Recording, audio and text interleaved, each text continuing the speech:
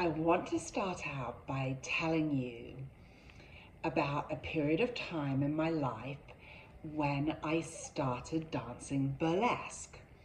And you might see my username, Sally Lady C, and wonder where that came from. And where that comes from is my burlesque name, my stage name is Lady Chardonnay. So I want to go back in time to how I came to kind of get into burlesque. And at that period of time, I had my spray tanning business. What you might not know about me, I was the very first person to have a spray tanning salon in New York City, in Manhattan.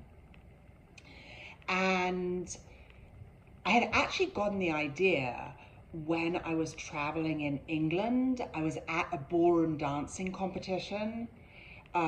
This was actually, well before Dancing with the Stars. But I had been very avidly into ballroom and Latin dancing. And my husband was Russian and a ballroom dancer. And we had been at Blackpool, which is probably the biggest ballroom dancing competition in the whole world. And I had been reading this British magazine, Harper's and Queen. Then I came back to New York and I wanted to kind of try this treatment for myself because, as you can see, I'm like the most pasty person. And in the world of ballroom and Latin, the aesthetic that you want to present, especially in Latin dancing, is this bronzed, luscious Latin goddess, which in real life I am so far from. So anyway, that was in 2002. I had started my salon and, I really poured my energy into that business. And one of the things that became so meaningful and important about my job as a spray tanner is that every day I would, go into the treatment room and my next customer, usually, a lady or a young woman would be waiting for me. And in order to get a spray tan, usually the client will strip down to a thong or a panty, or we have disposable underwear, or, if you don't want tan lines, someone will be completely naked. But the thing is, you are standing under bright lights and, it's not like getting a massage where you kind of just turn over on a bed and close your eyes and, daydream about whatever. You have that rather uncomfortable experience of being kind of naked under bright lights and kind of looking at the technician. So obviously, I'm somebody who, I have struggled with body dysmorphia myself. So it's something that's of the highest priority to me to kind of help other people feel comfortable in their own skin. So I would say that I was very good at just talking to people, easing their fears, just about talking about stuff and distracting people. And also, I would say I love to make other women feel good about themselves. I've always been, one to compliment someone on their outfit or, their makeup or their hair, just girl power, make another woman feel good. But the thing that really struck me during this period of time, because, when before in my life was I really talking to somebody who was as naked? Not very often. The thing that really struck me was how it really was an epidemic amongst the women who crossed my path of people who really were not feeling good in their own skin, who really were self-critical and felt an enormous amount of pain and shame about their bodies. And, this really struck a nerve in me and resonated with me because, you know, I had had a bout of eating disorders of anorexia and bulimia.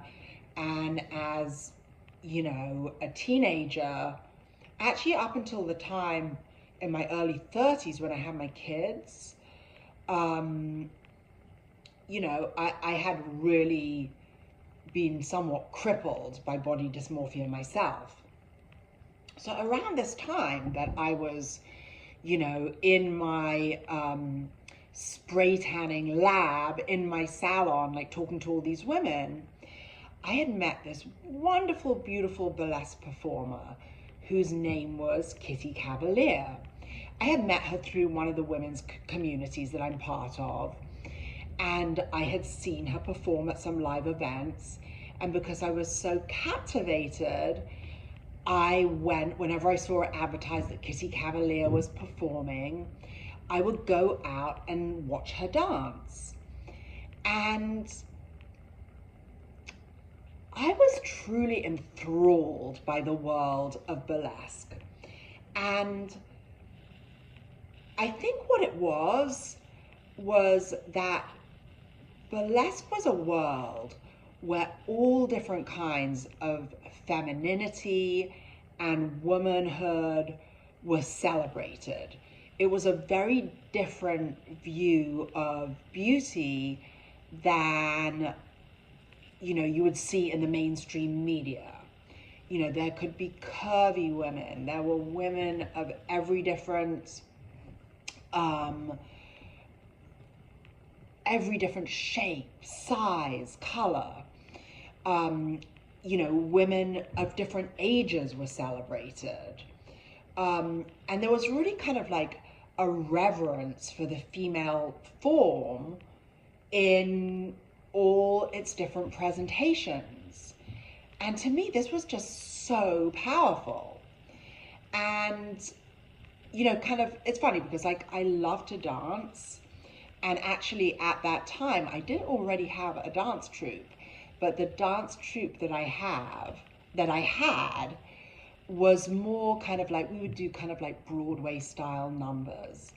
And the one thing that I had even back then was that anyone who wanted to join the dance troupe could join the dance troupe. It was like a performance class, so people paid a little fee. There weren't auditions, so you didn't have to have an enormous amount of experience, but you just had to be willing to want to do it and show up and come to the rehearsals. So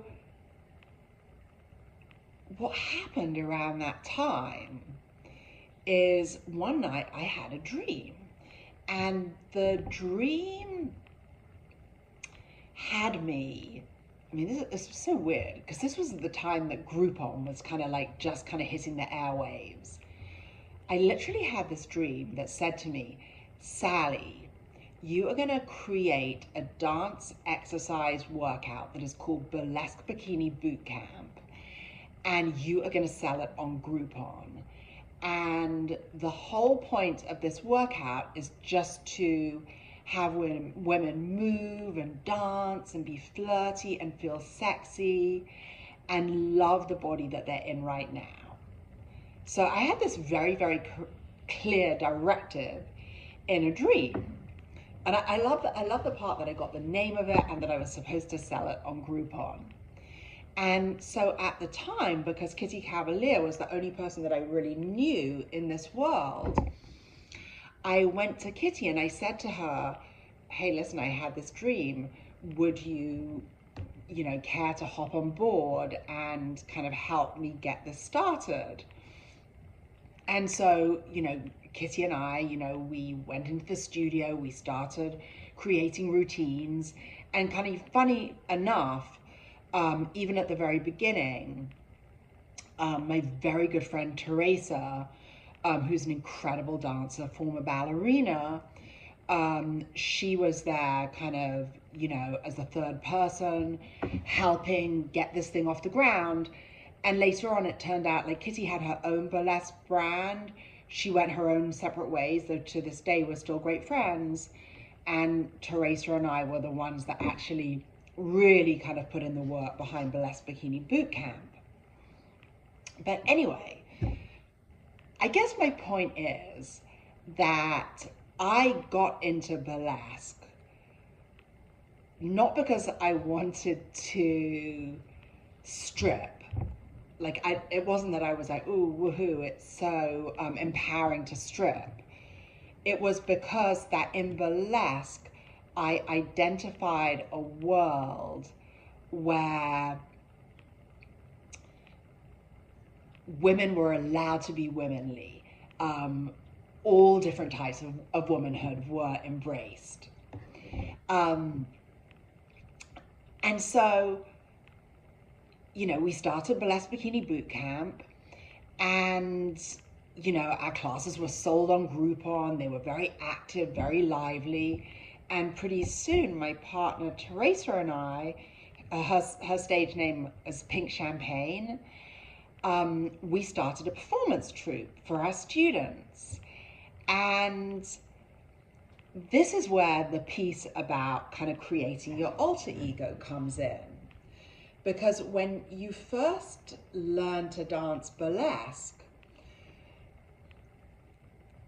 it isn't really about learning to strip. The first thing that you have to think about is, who is the person that I want to be? Who is the woman or the being that I want to put on stage? And I think for me, this is such a powerful and beautiful question for all of us to ask ourselves before we even walk through the door. So for me, like, I call my alter ego my magical being. You know, I call the burlesque persona a magical being. So I think, like, the really important question that we would ask our students, and like, I like to kind of ground myself by asking myself frequently, is, who is the person that I want to be? Who is the person that I want to put on the stage? Who is the person that I want to put on the world stage of my life? So we would play this little game with our students, and we would say, what if tomorrow you could wake up and be anyone who you wanted to be? Who would that woman be? You know, where would she live? What would she look like? What would she wear? What would she be eating? Does she have, like, a husband, a boyfriend, a girlfriend, a lover? Is she all about that solo life? You know, what does she drive? Does she have a horse? Does she have a kitten? Does she have a white fluffy bunny? What are her passion projects? How is she moving and shaking in the world? And how does she present herself? Is she androgynous? Is she a bit of a tomboy? Is she a femme fatale? Is she, I don't know, a mistress? Is she a baby girl? Like, what is her persona? And, you know, we would have our girls, you know, really kind of flesh out this line of thought and really think, who was their burlesque persona? And how did they want to kind of walk that walk, put this woman together, and put her on stage? And I think that this is a really good starting point for creating an alter ego. And see, the thing is, what happened with that first group, those early groups of women who we did this kind of burlesque alter ego work, it was so beautiful and cool because we saw these radical changes happening in these women's lives. So, like, literally, like, a light bulb would be turned on. People started, like, really thinking kind of more creatively about how they put themselves together, what they wore, how they presented themselves in the world. They created more time, you know, for fun, meeting with friends, taking themselves on solo dates. You know, basically they were doing everything from the inside to make themselves magnetic. And as a result, we saw people dating more. We saw, you know, engagements, baby showers, promotions, all sorts of incredible things started happening for this group of women. And, you know, since that time, you know, I mean, this past year, I've been working on a play that I'm writing, so I have not really been working on burlesque for a while. I made a choice to step away from it. But at this point, I have literally gently shepherded thousands of women down this path of going on stage for the first time and creating their burlesque persona and creating their alter ego. And I've also had many classes in New York where I've taught people to do this just for the sake of having an alter ego. And I think the truth is, if you do play this game, you can really expect very magical repercussions, because basically what you're doing is you are choosing to embody something, to make a choice and like embody something that is very empowering to you. And there's another little piece of this puzzle that I would love to kind of add, and that is, I like to play this game of kind of like imagining who is that woman you want to put on the world stage in the spirit or energy of, you have just bought a lottery ticket and you're imagining tomorrow, what would I do if I won the lottery? So the point is, none of this has really to do with having to have a lot of money at all. But what it does have to do with is that kind of like limitless freedom that anything is possible, you know? So I really encourage you to grab a journal and, you know, maybe allow yourself a little time to kind of like daydream, you know, maybe take yourself on a solo date to a little cafe or curl up by a fire and really play that game with yourself and start to think, who is that woman that I want to put on the stage? Who is that person that I want to walk out the door as? And really kind of slow down and think how you can make that fun for yourself. So for example, for me, every morning when I get up, my whole kind of like getting ready ritual is me kind of creating a shrine for my magical being. So, you know, like I might wake up kind of grumpy and ratty and tired, but I have 2 little dogs. So the first thing I have to do is like scramble out of the house, sometimes in my pajamas and a parka, and take my dogs for a walk, which is kind of funny because like in real life, I'm the kind of person who I like to wear a full bead of makeup. I don't really like to see anyone until I've kind of like put myself together. But because I have dogs, I kind of block it out from my reality, anyone that I run into in the early mornings. And when I go for the walk with my dogs, even if it's just for like 20 minutes, I'm lucky enough that I live by a river. I really kind of use that time to kind of slowly come awake. And my walk is my gratitude practice. So what do I mean by that? as I walk, you know, maybe I see like a beautiful bush or flower, or just recently it's been fall, beautiful tree with like orange leaves. Maybe I see frost for the first time. And, you know, like that causes me to kind of like really notice like the beauty of nature. And I feel so grateful, especially like right now, there's so many, you know, very worrying things going on in the world. There's a lot of change, a lot of anxiety. So even just kind of like grounding myself by like noticing how beautiful nature is despite whatever else is going on in the world. Like I feel like that's like deeply kind of healing and soothing for me. So, you know, my walk is the time that I just like, I breathe, I daydream, I feel kind of like gratitude for nature.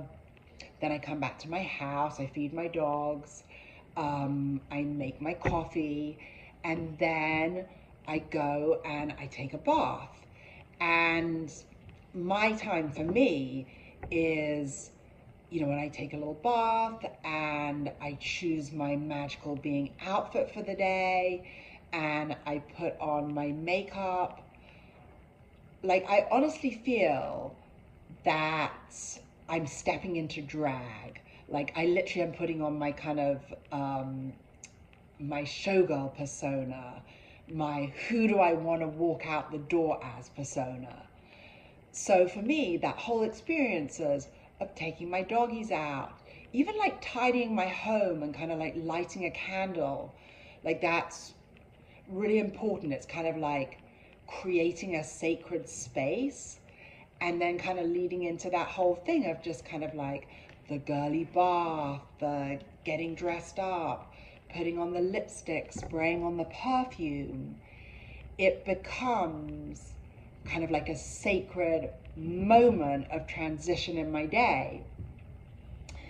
And I would really like invite you to have a little experiment with yourself and try this on, because I think that it gives you a way of feeling braver, a way of feeling more empowered, and a way of feeling more present with your day and more special. So I am all about creating the magical being and having a little fun with it, and really thinking, I don't have to go out the door the same old person as I have, I don't know, the last few years. You really get to choose how you want to present yourself to the world, how you want to interact with the world, and how you want to feel. So if this resonates with you, please subscribe to my channel, share it with your friends, give me a like, and most importantly in the comments, tell me a little bit about your magical being, what's she called, and how is she helping you? I'd love to know.